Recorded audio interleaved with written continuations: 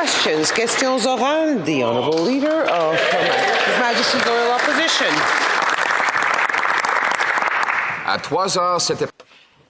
At 3 o'clock this afternoon, Canada's population will reach 40 million.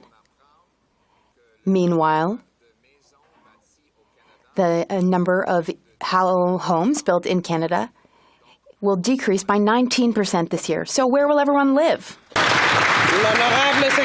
The Honourable Parliamentary Secretary to the Minister. Thank you, Madam Speaker. I thank my colleague for his question. I would like to remind him that in his own party, people say one thing and think differently. I think that before talking to Canadians, they should agree within their own party about what they want to do for housing and construction. On this side of the House, we have a housing strategy. We're going to work with municipalities and provinces, and we certainly will not insult provinces. Today at 3 p.m., we'll see Canada's population hit 40 million people at the same time as the number of houses built is dropping 19%. Wow. So where are we going to put everyone?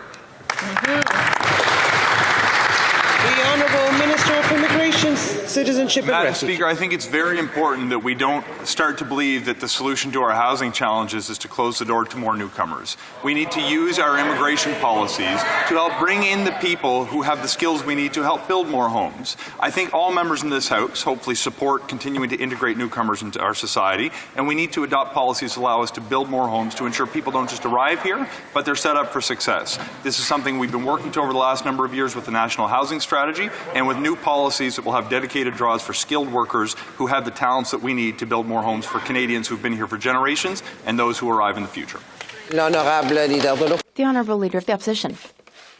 Homes, That's yet right. Since this Prime Minister took office, the number of houses per capita in this country has dropped. The average mortgage payment is up 122%. The average rent up over 100%. The average down payment up over 100%.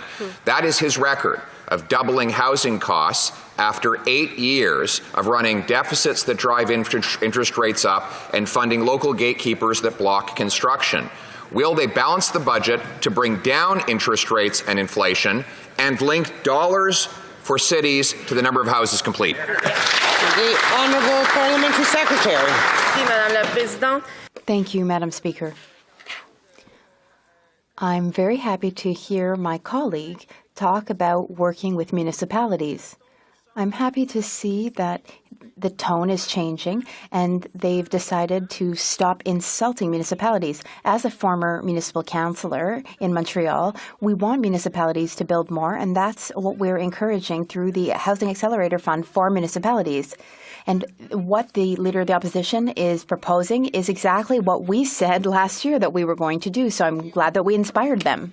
While the government pretends to plagiarize my policy on removing gatekeepers, there's a very big distinction. They brought in this so-called accelerator. Since that time, housing construction has decelerated. It's down 19% year over year, and in May it was down 33% on an annual basis. So we're building less houses since this $4 billion monstrosity came into place. That's right. Our approach is to require the completion of homes before cities get the money. The Liberal approach is to fund promises. Why won't they fund results instead of promises? The Honourable Leader of the Government in the House. Speaker, we know the opposition leader's policy when it comes to housing. It was to do nothing.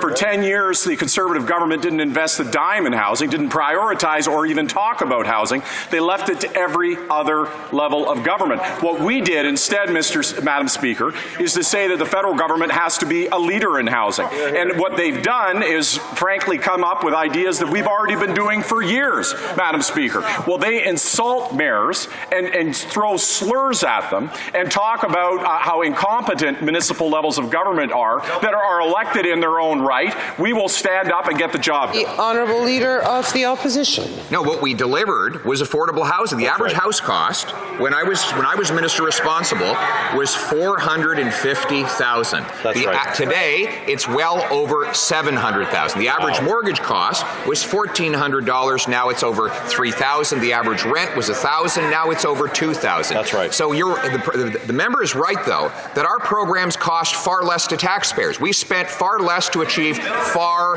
more. Housing was cheap. And the way we can make it affordable again is by requiring cities get out of the way and let builders build. Why don't they bring in place a dollars for doors policy that gets things done? The Honourable Leader of the Government. Madam Speaker, the Leader of the Opposition was very good at making those fake checks with the Conservative logos. But when it came to actually delivering action, it was 2.7 million people more in poverty then when they were in government than is happening today. They presided over the worst growth that had been seen since R.B. Bennett. So yeah, when the economy was down, when more people were in poverty, things were cheaper. That's true. As our economy is growing and booming and Canada is leading the world in growth, we have to meet the challenge of growth. Instead of having problems of falling apart, we have problems of growing. Those are good problems to have. We're rising to meet them. The Honourable Member for Saint-Jean. Madam Speaker. L'honorable député de Saint-Jean. The Honourable Member for Saint-Jean. Madam Speaker, the Minister for Public Safety had no idea about Paul Bernardo's transfer, even though his own office had known about it for 3 months. But he tells us that now it's all sorted out because he has given a directive to his staff to inform him now. The same thing happened with the Prime Minister with regard to China's threats against a Member of Parliament. He hadn't been warned either, but a directive was given to CSIS to inform ministers now. This government has been in office since 2015. Madam Speaker, surely you're not telling us that it took 8 years for ministers to request to be informed about their own files? The Honourable Government Leader in the House. Madam Speaker, as the member across the way understands, the decision to transfer incarcerated persons is an independent decision. That is an essential feature of our system. The transfer decision in this instance was made by the Correctional Service of Canada. We should not politicize an issue as serious as this one. The Honourable Member for Saint-Jean. Madam Speaker, ministers don't seem to be informed about what's going on. Now, we know that everyone uses text messaging. Text messaging is very convenient. When the recipient sees the message, there's a read receipt at the bottom of the screen. You can even see when it's been read. Could the government perhaps include this feature in ministers' briefing notes? That way we'd at least know when it's true when they say that they haven't been briefed on their own files. The Honourable Government House Leader. Madam Speaker, the crime in this case is incredibly serious. It's indescribable, unspeakable. That said, in the month of March,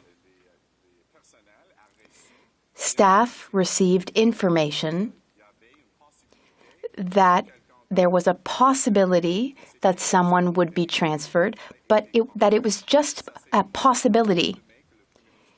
We only found out about it when the decision had been made. Vancouver East.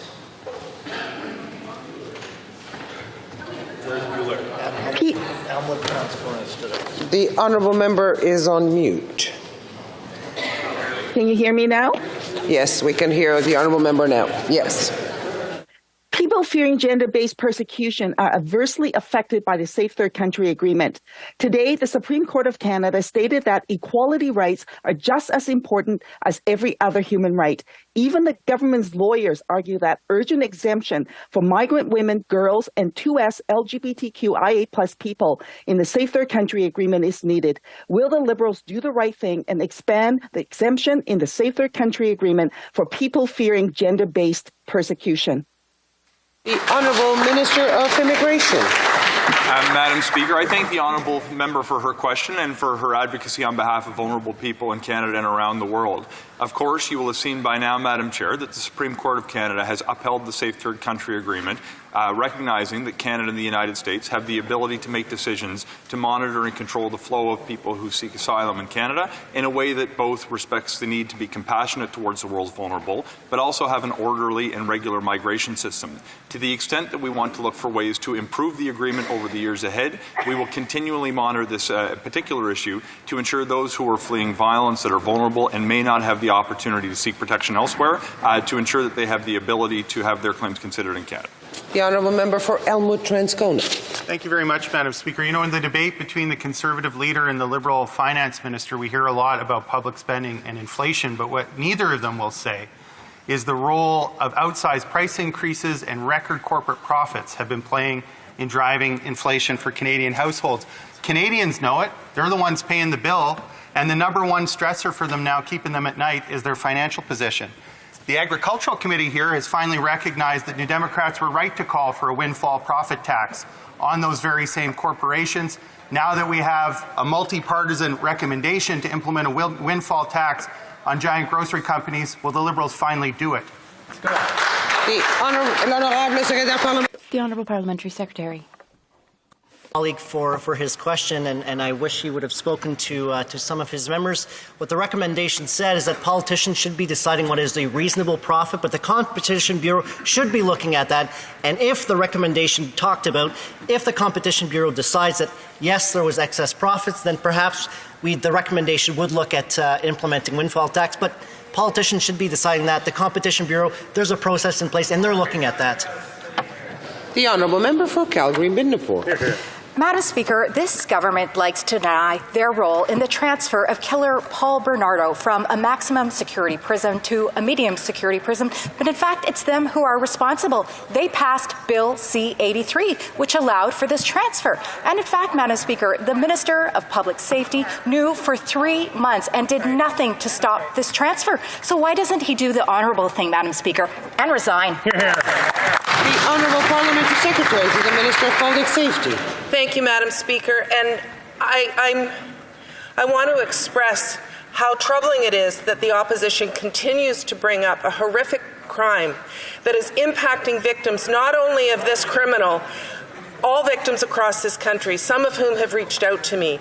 But to spread a misinformation that Bill C-83 is in any way responsible for this is irresponsible. That bill ended segregation and put people into structured intervention units. It has absolutely nothing to do with classification and where offenders are placed in our prison system. The honourable member for Calgary-Midnapore. Madam Speaker, I think Canadians are really tired of this government's fake rage. You know, the Prime Minister in 2015 promised Canadians accountability, and yet his Minister of Public Safety has misled this House on a minimum of 5 occasions. Most recently, he misled this House on the fact that he received a briefing about the transfer of Paul Bernardo from a maximum security prison to a medium security prison. So why doesn't it show just a little bit of respect for Canadians, for a little bit of respect for this House, a little bit of respect for the victims of Paul Bernardo, and resign? The honourable leader of the government in the House. Well, Madam Speaker, of course, the member opposite knows we all have not only the deepest regard and respect for the victims of Paul Bernardo, but of course for the entire country that he traumatized by these events. As the member knows, that we are all horrified any time that we hear these crimes re-raised. But we also know that we have an independent correction system that makes decisions about the transfer of inmates independently, and it's supposed to be free from politics. So what we need is a mature conversation about how we deal with this and our rightful outrage, and making sure that we continue. The honourable member for Kelowna Lake Country. Thank you, Madam Speaker. A serial killer, serial rapist, Paul Bernardo, was transferred to a medium security facility, and the previous Liberal Bill C-83 was helpful in allowing this to happen. The Public Safety Minister said there should be a review to determine if Bernardo should go back to a maximum security facility. This is unbelievable. The Liberals changing laws allowed this monster of our time more freedoms and comforts. So when will the minister take public safety seriously and reverse changes the Liberals made that allowed for Bernardo to have more comforts and freedoms? The honourable leader of the government in the House. Madam Speaker, I think we have to be very careful. These are horrific, grievous crimes. The inference that there was some other system is just patently not true. The reality is that transfers have always, in this country, been done independent of government and remained outside of politics. And I share, and I'm certain the member's outrage on this is equal to mine. And that we need to make sure that we respect the independence of corrections and have a mature conversation about how we deal with this issue and the emotions that we rightfully have about it while maintaining the independence of corrections. The honourable member for Kelowna Lake Country.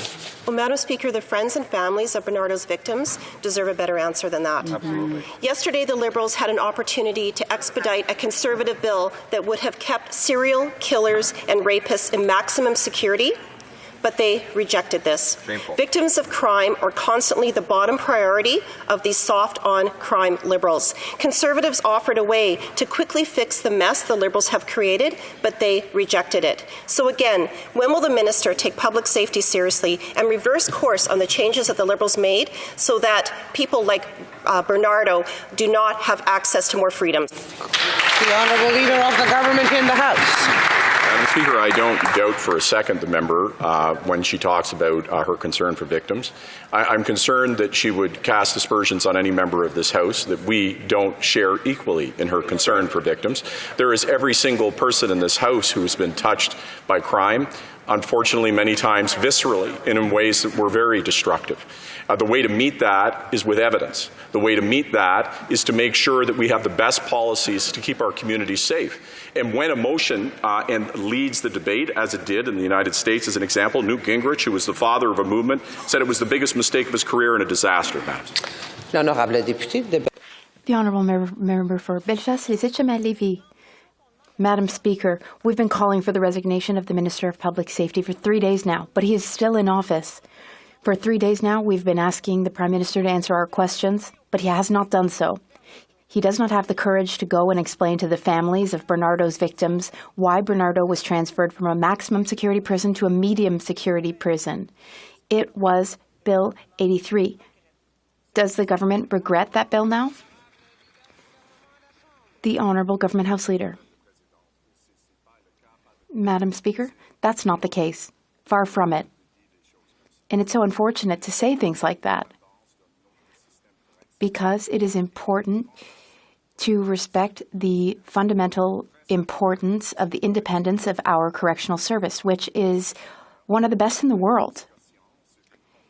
If we have discussions about the importance of the issue, the emotions at stake, yes, of course, it's important to discuss that. But we need to discuss this responsibly and truthfully, Madam Speaker. The honourable member for Bellechasse, Les Etchemins, Lévis.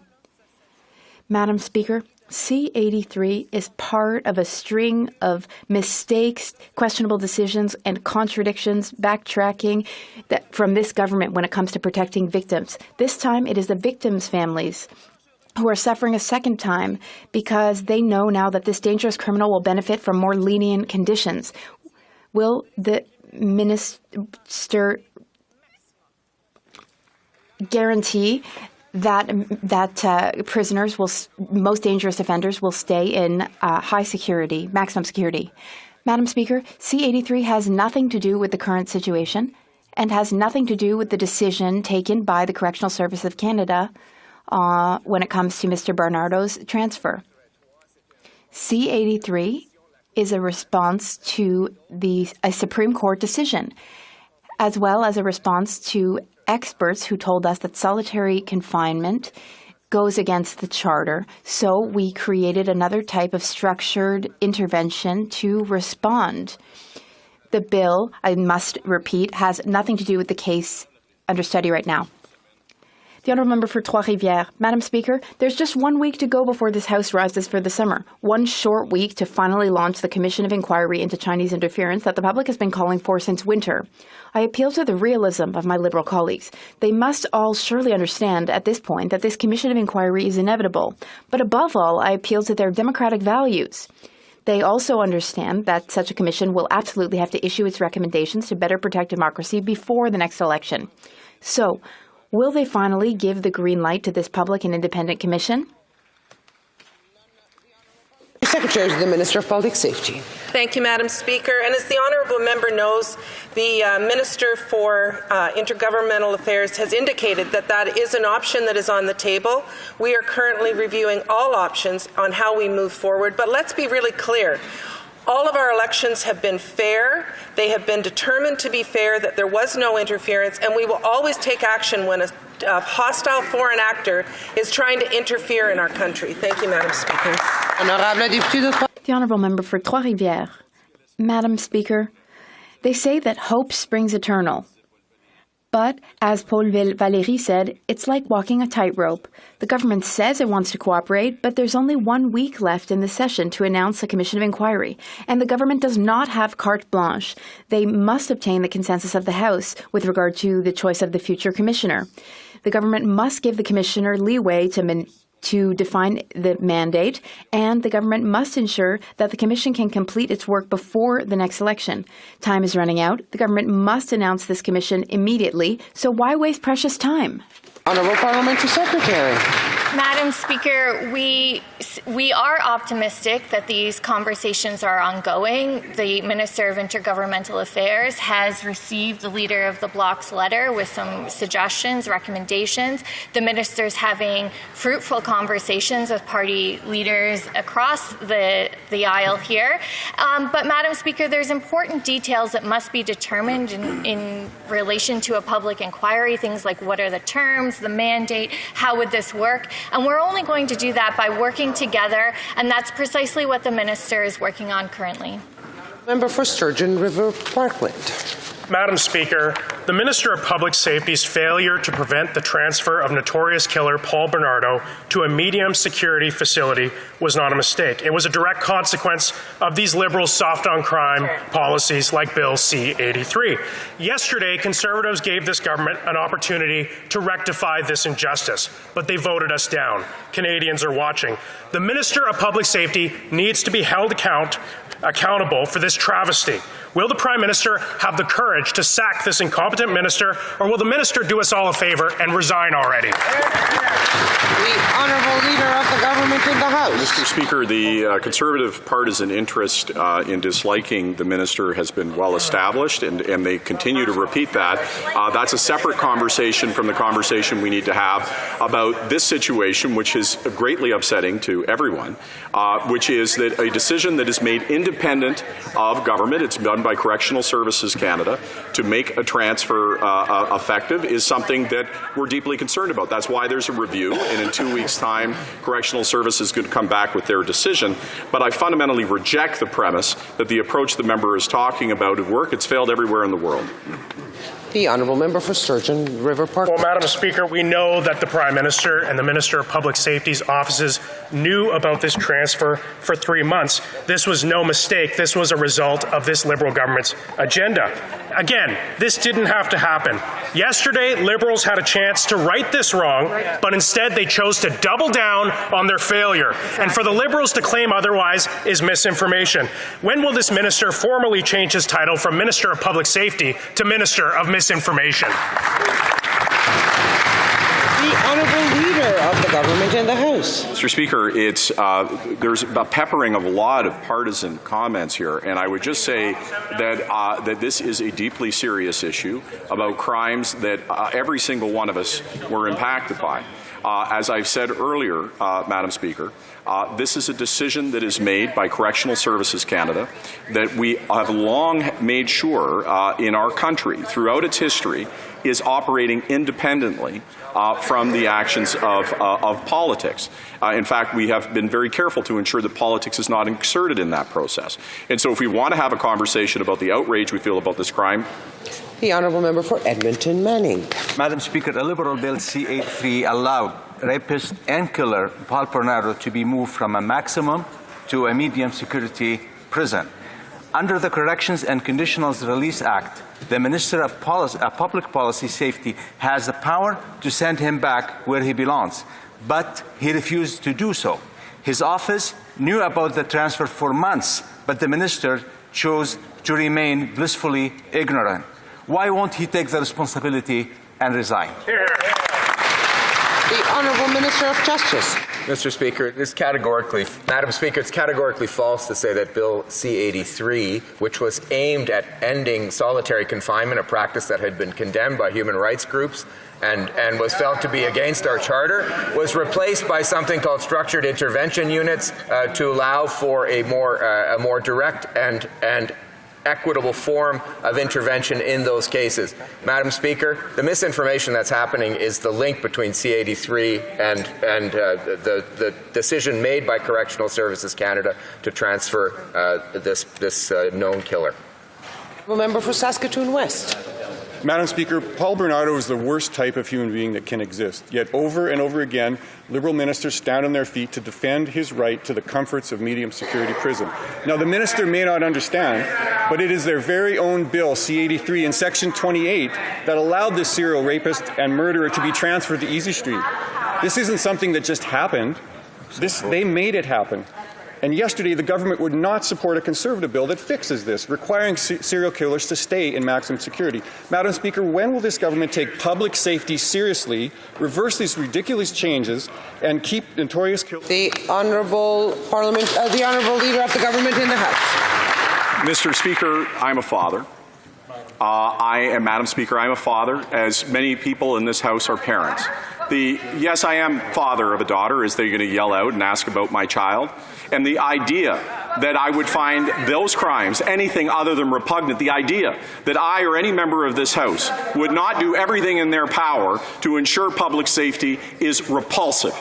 The difference, Madam Speaker, is we will not mischaracterize information. We will not torque or try to, as I'm sorry to say, saying that something that is not true, saying that a bill that has absolutely no impact on this matter is involved, is partisizing something that should not be done.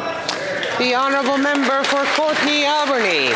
Madam Speaker, post offices are the heart of rural communities. We rely on them to keep in touch with loved ones and to pick up essentials, but consecutive Liberal and Conservative governments have been starving them of resources. It started with making postmasters find their own facilities, and guess what? When that fails, the Liberals privatize our mail, destroying union jobs. Then shockingly, when privatizing government services doesn't work out, they just plop in a mailbox and call it a day.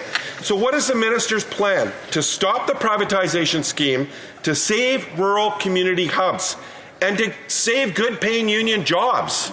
Hear, hear. The Honourable Minister of Public Procurement. Thank you, Madam Speaker, and thank you to the member opposite for his question. As he knows very well, Canada Post is a Crown corporation at arm's length from government. However, of course, ongoing discussions do occur between myself and the chair of the board at Canada Post. As is the case with many other postal carriers around the world, Canada Post is evolving to meet the changing customer needs and expectations. There is a top priority in keeping its employees and in the communities that it serves, and it will continue to serve Canadians with a service that they can rely on. The Honourable Member for Skeena-Buckley Valley. Madam Speaker, with all due respect, that answer wasn't good enough. The fact is, this government's policy on postal service is failing rural communities. It's not working in Atlan, it's not working in Telegraph Creek, and it didn't work in the 120 communities in rural Canada that lost their post office since this government took office in 2015. So I'd like to give the Honourable Minister another chance to answer the question. Is she aware of the impact that her government's policy is having on rural communities when it comes to post offices? And if so, what is she going to do to ensure that not a single additional community loses its post office? The Honourable Minister of Public Service and Procurement. Thank you, Madam Speaker, and I suppose I need to reiterate that Canada Post is a Crown agency at arm's length from government. However, we do work together to always ensure that the corporation provides the high-quality service that Canadians expect at a reasonable price that reaches Canadians across the country. And we will continue to work with Canada Post to ensure that the corporation continues to meet the evolving needs of Canadians, including changes brought on by the pandemic. Thank you, Madam Speaker. The Honourable Member for Scarborough-Agincourt. Madam Speaker, this month is Pride, and just last week the Pride flag was raised on Parliament Hill, showcasing our tremendous support to the 2SLGBTQI+ community. who continue to face systemic barriers, with 1 in 4 entrepreneurs having faced discrimination or having lost their businesses because of their 2S LGBTQI+ ownership. Can the Minister of International Trade, Export Promotion, Small Business and Economic Development update Canadians on yesterday's historic announcement? Honourable Minister. Thank you. I want to thank the member for Scarborough Agincourt for that important question. And the 2S LGBTQI community, entrepreneurs and businesses contribute tremendously to Canada's economy, $22 billion, and they employ 500,000 Canadians. Yet they face discrimination. A third lose business because of who they are. 40% are not able to get access to capital or to funding. So yesterday I announced $25 million to help these incredible business owners and businesses and entrepreneurs from the 2S LGBTQI community to empower them to grow their businesses across Canada and contributing. The honourable member for Haliburton, Kawartha Lakes, Brock. Speaker, Paul Bernardo is a serial killer and rapist.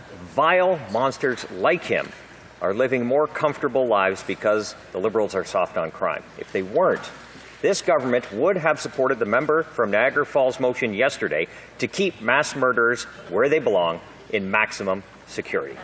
In fact, this minister has yet to explain to Canadians how he could sit on news of Bernardo's transfer to medium security for 3 months. When will this Prime Minister find the courage to stand up for the victims of monsters like Bernardo? Good job. Honourable Leader of the Government in the House. Well, first of all of us stand up against monsters like Bernardo. That's why we ran, to keep our communities safe. The principal difference is that we're saying we have to use evidence and make sure that we have reasoned, leveled arguments that we use. The Correctional Services has always been independent. Yesterday there was a UC motion. I find it interesting when I've talked to the opposition House Leader how often he tells me we can't use UC motions to just blow through process. He complains that they're used in that way, and then they move a massive change that would change how we deal with corrections and they have said that they shouldn't use it that way. The honourable member for Haliburton, Kawartha Lakes, Brock. Speaker, 3 Indigenous police services in Northern Ontario are out of money because this public safety minister did not bother to renew their contracts. At first, I thought it was his staff who didn't tell him. Yeah, exactly. However, yesterday, that same minister rejected a Conservative motion to keep rapists like Paul Bernardo where they belong, in maximum security. The minister cannot hide behind his staff any longer. When will this minister stand in this House and explain to the victims of Paul Bernardo why he is okay with this monster having more freedom and comfort? Hear, hear. Hear, hear. The honourable Leader of the Government in the House. We'll say to the victims, not just Paul Bernardo, but of anybody who's faced victims of crime, is that we will meet the horror and trauma that they are faced with the best evidence to keep them safe and to make sure that we restore to the best condition possible what they've gone through. But, Madam Speaker, that requires us being reasoned. It requires us not playing politics or attempting to extract partisan gain in dealing with this debate. These are deeply serious crimes, some of the most awful crimes that have ever happened in this country, and we cannot and should not play partisan games with them. The honourable member for Mégantic-L'Érable. Madam Speaker, this is the government who introduced in Bill C-83 the idea that all prisoners should be placed in the least restrictive environment. And that's why the member for Niagara Falls yesterday asked in the House for unanimous consent to withdraw that so that serial rapists would be put in the necessary security setting. And yesterday the Liberals rejected that. Why? The Honourable Minister of Justice.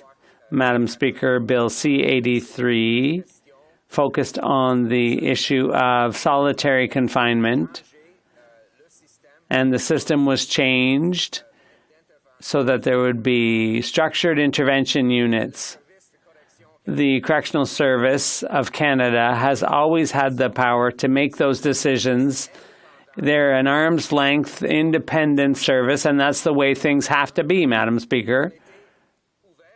We were open to the idea of reviewing the situation, but as the government House Leader just said, the Honourable Member for Mégantic-L'Érable, they're so independent that they want to have a process to review correctional service. Why, if it's so independent, why do they want to review the process? They learned this 3 months ago. The Prime Minister, his staff, and the Minister all learned 3 months ago that Paul Bernardo, the serial rapist, would be transferred to medium security. It's unacceptable, Madam Speaker. The victims were entitled to know. Why did they refuse to do what was fair and keep Paul Bernardo in maximum security? The Honourable Government House Leader.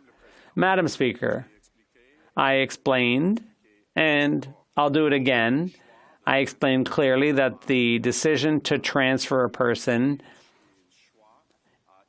is an independent decision by the Correctional Service, and it's essential that it be the Correctional Service that operates independently without political interference. And now we're asking the Correctional Service to investigate to see whether it's possible to reverse that decision. And in 2 weeks, we'll get an answer. The Honourable Member for Rivière-des-Mille-Îles. Thank you, Madam Speaker. At Veterans Affairs, there's a backlog of 8,365 disability claims. That's over 8,000 claims that are already over the already long 16-week service standard.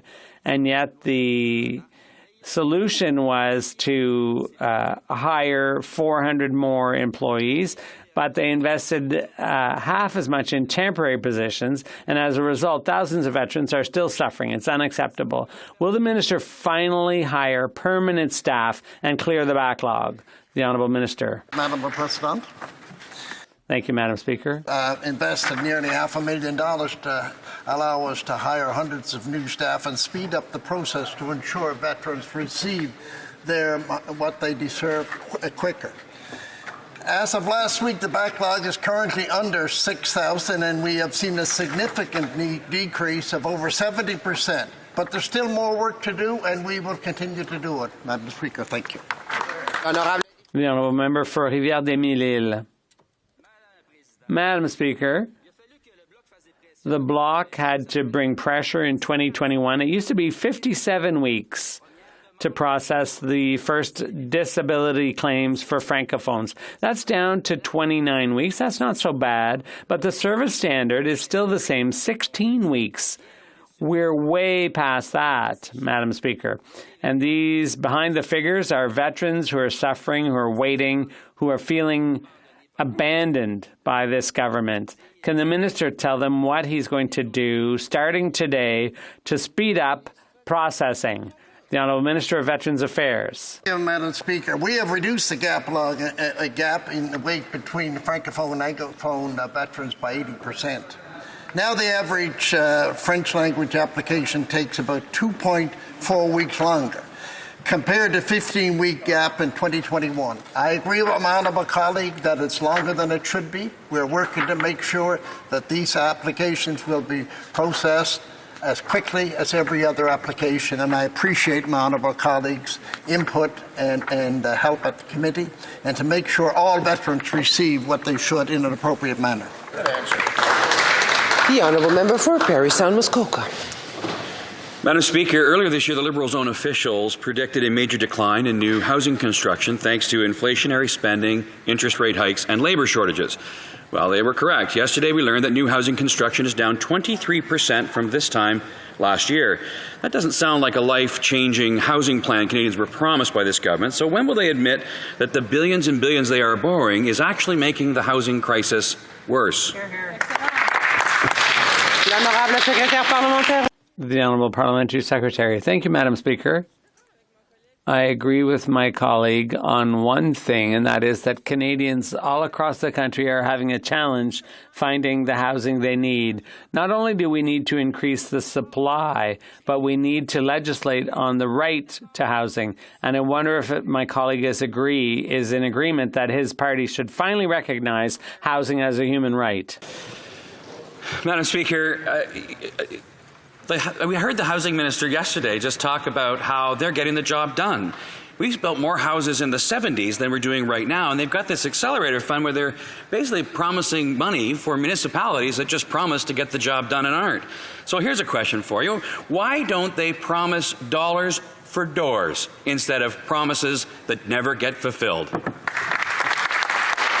Honourable Minister. Thank you, Madam Speaker, and I'm glad to see the Conservatives have a renewed interest in housing, because for the 10 years while they were in government, they actually underspent and cut programming when it came to affordable housing.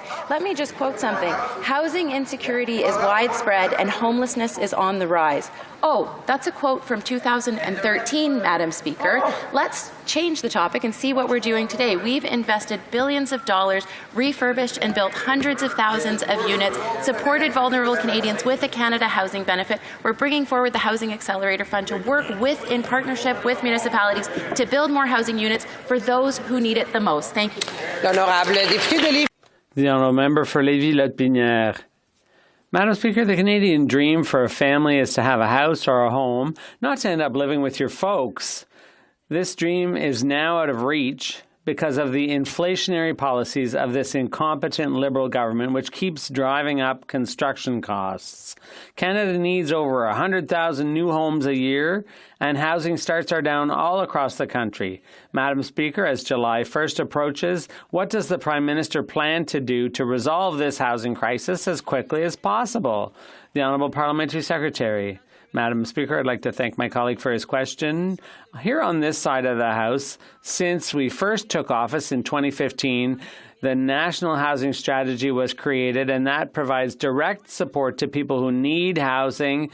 It will help encourage construction. We've invested historic amounts in housing through the municipalities, $1.5 billion for co-ops, Madam Speaker, and not just that. We're working on the right to housing, because here on this side of the House, we believe all Canadians deserve a roof over their heads. Vancouver, Sunshine Coast, Sea to Sky Country.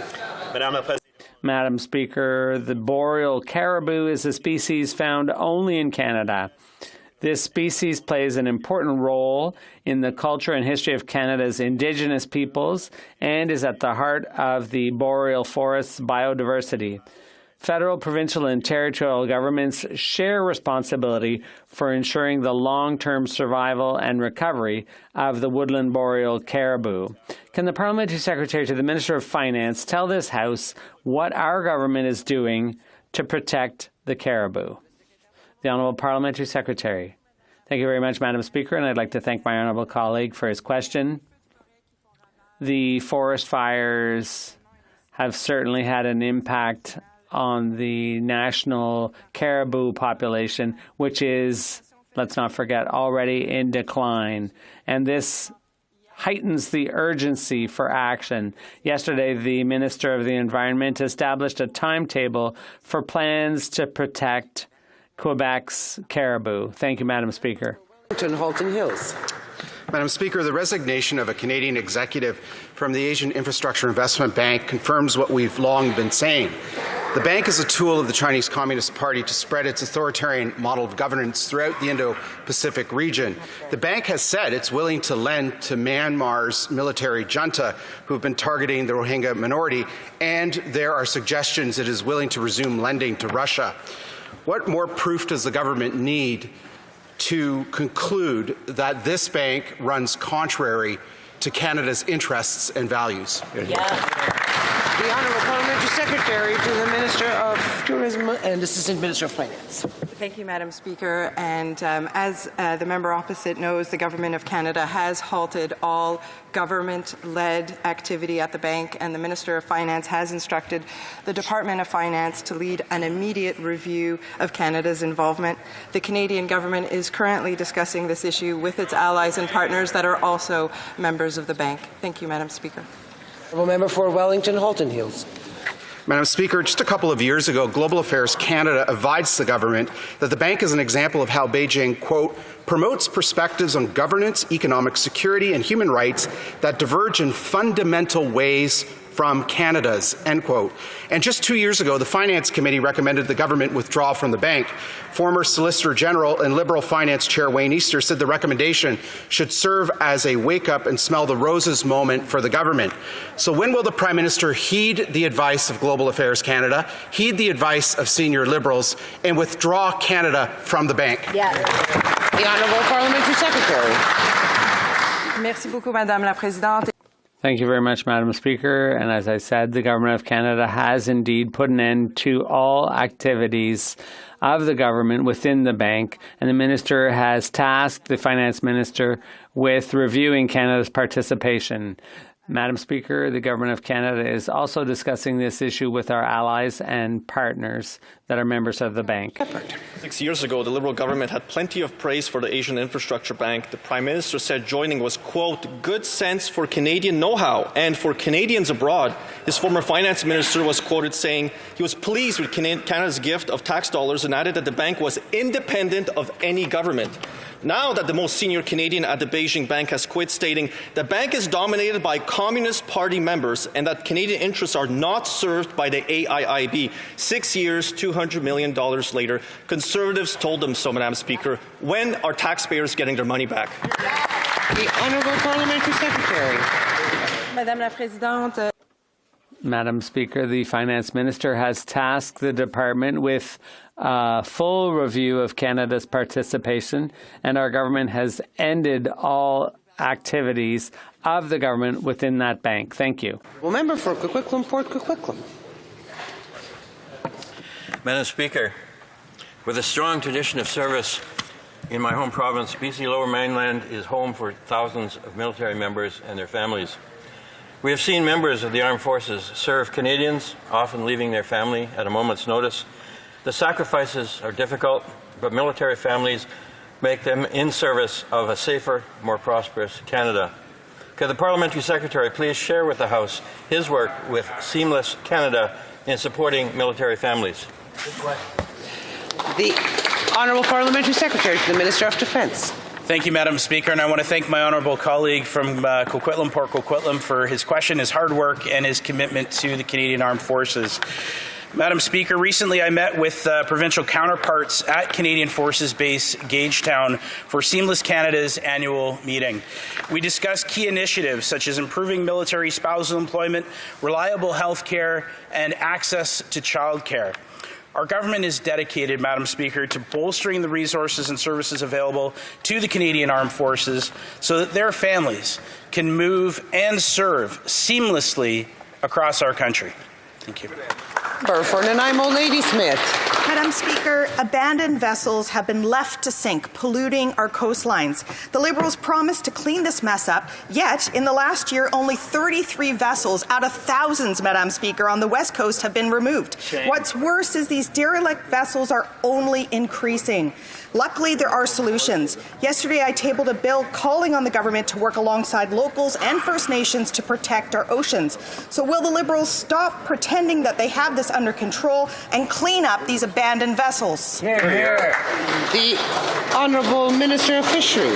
Well, thank you, Mr. Speaker. Thank you, the member, for that question. And indeed, abandoned vessels are a blight on our oceans and our coastlines, leaking oil and other materials, and that's why we brought in, as a government, we brought in the Abandoned and Wrecked Vessels Act that does give us the tools to do just that. Yeah. We are working on identifying the vessels that need to be acted upon and putting in place the measures through Transport Canada and DFO that can complete that work. The honourable member for Richmond-Arthabaska. Madam Speaker, a few days ago we learned our soldiers deployed in Latvia on the Russian border are buying new equipment themselves because they've run out of patience for defence to supply them properly. In her testimony before the committee, the Auditor General said that the government and the public service had underestimated the scale of the potential dangers ahead, and the public service had and appeared to lack any sense of urgency. Madam Speaker, there is a sense of urgency to invest in our Canadian Armed Forces. Can the Prime Minister tell us if he intends to send a clear directive to correct this situation? The Parliamentary Secretary to the Minister of Defence. Are equipped with modern and effective equipment remains a priority to the Canadian Forces. Some examples for progress in 2023 include delivering upgraded combat clothing, ongoing delivery of modern weapons for use by soldiers at home and during deployment, including the new C-22 pistol, ongoing and upcoming delivery of personal equipment, including next-generation full ballistic helmets, gas mask carriers, thermal blankets, and sniper concealment kit. Procuring modern equipment for the Canadian Armed Forces remains our government's top priority, Mr. Speaker. Thank you. And that's all the time we have for questioning period today. Before everybody runs off, following discussion among representatives of all parties of the House, I understand there is an agreement to observe a moment of silence for the victims of the tragic event that took place in Manitoba. I invite honourable members to please rise.